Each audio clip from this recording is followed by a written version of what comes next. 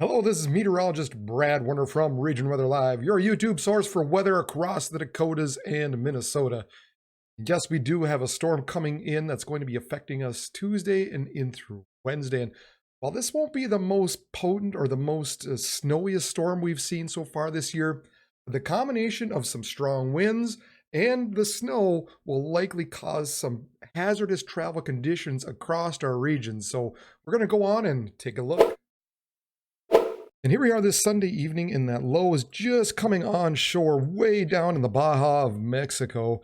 And that's going to slowly rotate through the southern Rockies and eventually move its way off to the north and east. And here we are as we get into Tuesday evening. You can see those strong southerly winds are going to be pulling up a lot of moisture out of the south and causing some rain and some snow across our region.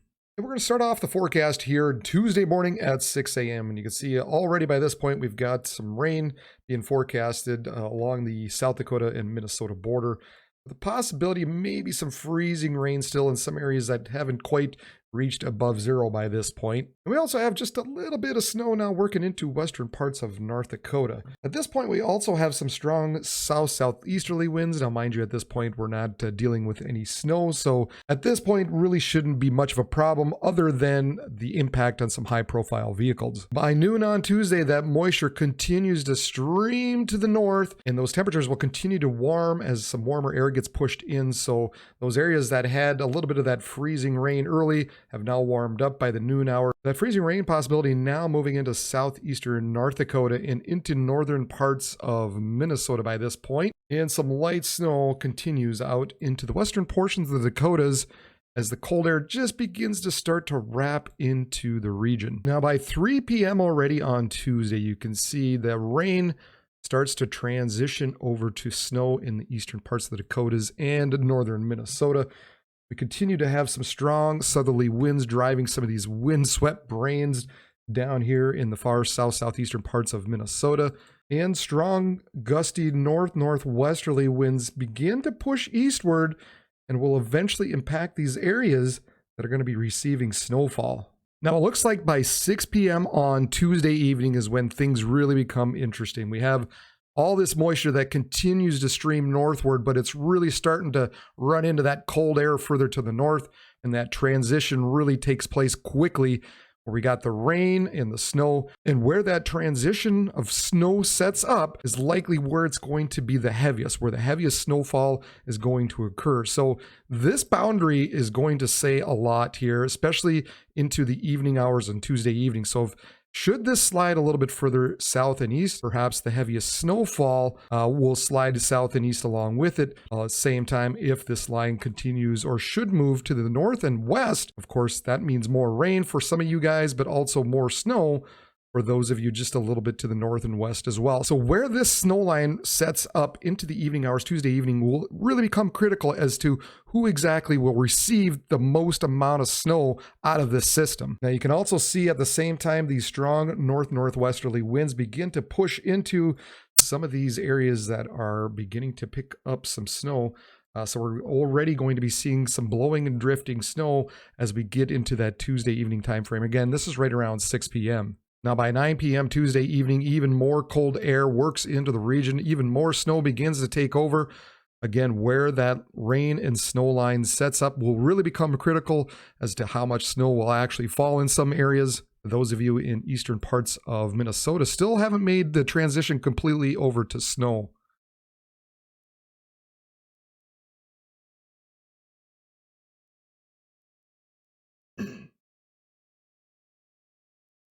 And once again, looking at the winds now, they're really starting to crank up across the Red River Valley and into this plateau that sits here in eastern South Dakota and southwest Minnesota as well. So again, by 9 p.m. on Tuesday, some of you in through here are really going to be dealing with some blowing and drifting snow. Travel will likely become hazardous by this point Tuesday evening. And by midnight Tuesday night, early Wednesday morning, you can see that snow line continues to push eastward. Just a little bit perhaps left in the far eastern portions of Minnesota, but otherwise pretty much everybody has now transitioned over to snow, particularly across Minnesota. And again, we still have those strong northwesterly winds particularly along the North Dakota, South Dakota, Minnesota border. So for those of you, again, right in through here, we're looking at probably dangerous travel conditions. Now, that's not to mention that some of you up here, up in the northeastern parts of Minnesota, could receive a fair amount of snowfall. So even though at this point we don't have a lot of wind, probably we're going to be seeing at least some pretty slick roads, just because now we've put some rain on top of this, and now we're also dumping a fair amount of snow.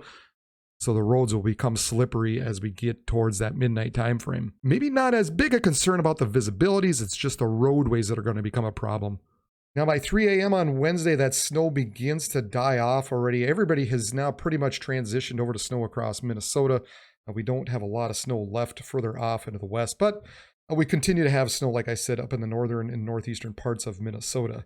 Those stronger northerly winds now pushing in further eastward into central parts of Minnesota. So for those of you kind of in that lakes country now, into across central parts of Minnesota, you're most likely are going to see some reduced visibilities due to blowing snow and drifting snow, and those roadways are going to continue to slicken up overnight. Now, one thing to note by this point, by 3 a.m. on Wednesday morning, still not a lot of wind up here in the Arrowhead region, maybe not even a lot of snow. So for those of you up in the far northeastern parts of Minnesota, you might be looking at this by 3 a.m. and going, well, where's the storm? Well, it might not really impact you yet by this point. It might be closer to here right around 6 a.m. on Wednesday before things might deteriorate a little more.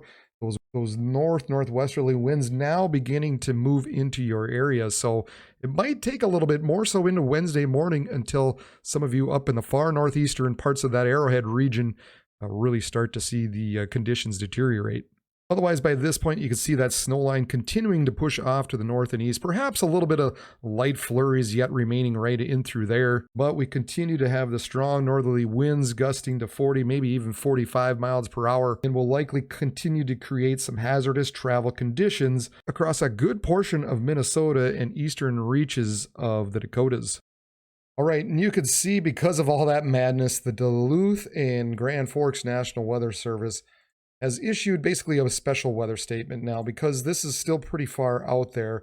They're not issuing a watch of any kind just yet. I very much expect that to be more so coming on Monday. So perhaps by the time you're actually watching this, you might see some winter storm watches out. But by this point, as I make this video here on Sunday evening, they just have the special weather statement basically saying, watch out for some rain, and then transitioning over to snow, and then the winds coming in behind it as well. That will cause some hazardous travel conditions. So it's looking like these are kind of the areas they're targeting at this point to have the worst part or the biggest impact out of the storm.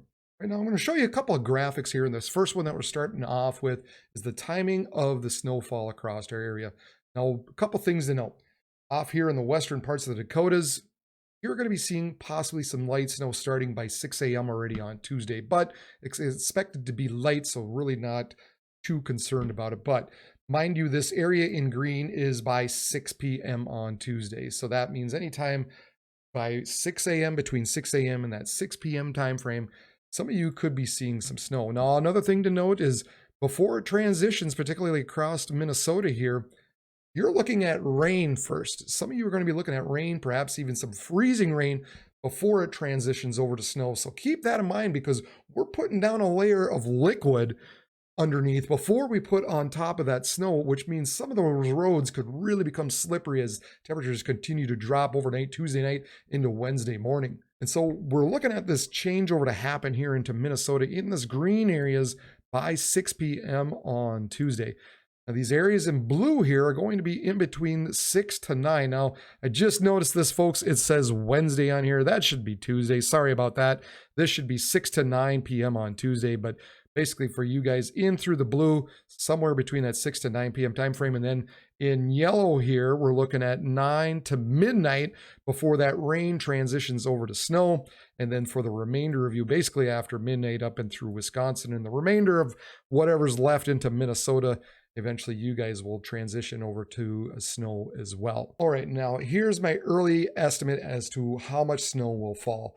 You guys up here in the purple, kind of in that Bemidji to Ely, Virginia area, we're looking at anywhere from that 4 to 7 inch mark. Now, mind you, I mentioned a little bit earlier about that rain snow line in through here And when and where that sets up will become very critical as to who will receive the most amount of snowfall. And as that shifts either east or west, will make a great impact as to who could get more snow. And some of you could receive more than what's on this forecast. Perhaps some of you could receive less. So some of this will have to get adjusted. But right now, here's kind of what we're looking at. So for those in the purple, 4 to 7 inches, perhaps even a little more in the dead of this here, where we could receive over 6 to 8 inches. But we'll kind of adjust that as we get closer to that time frame. For those in the blue here, we're looking at 3 to 5 inches, basically from Fargo down to Aberdeen, including Alexandria. And then the yellow is kind of in between that 1 to 3 mark. So Grand Forks kind of down in through Valley City, coming not quite to Mobridge, but down to Pierre and Chamberlain, including Sioux Falls, Mankato as well, and then back up in through Duluth. Now, there is some question in through here as to how much will actually fall. Right now, I've got 1 to 3 inches.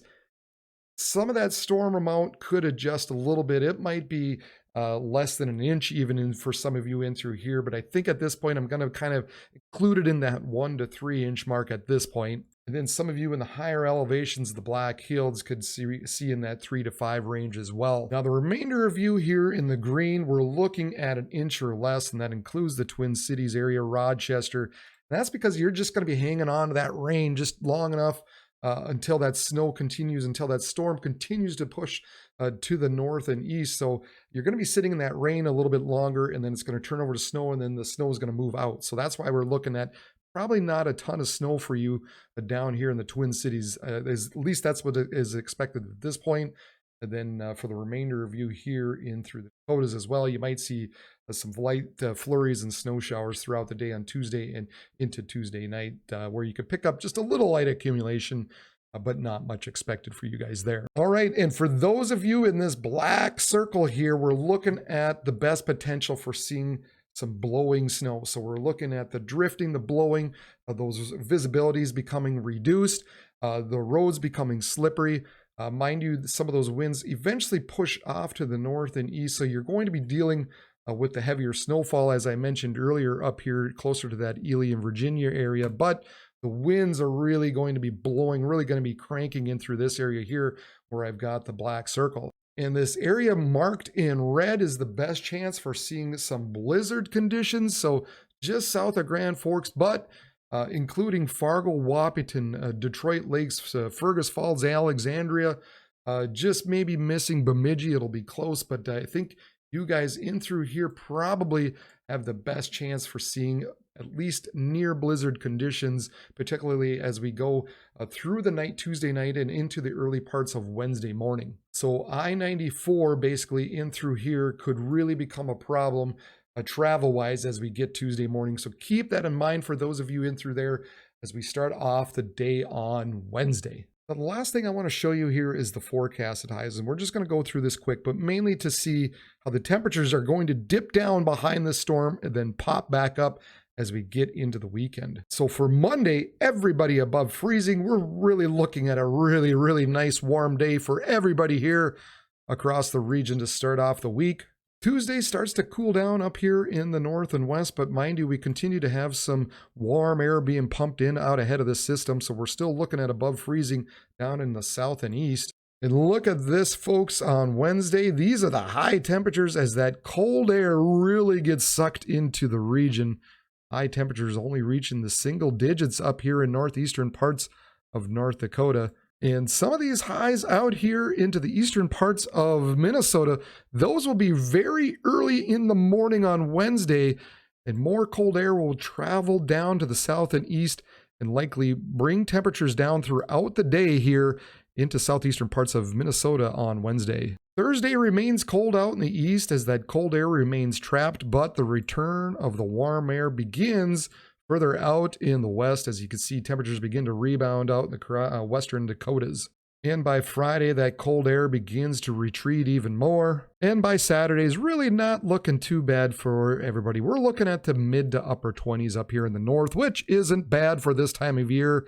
Everybody else outside of this is looking to be above freezing with 45 to near 50 still down in southwestern parts of South Dakota.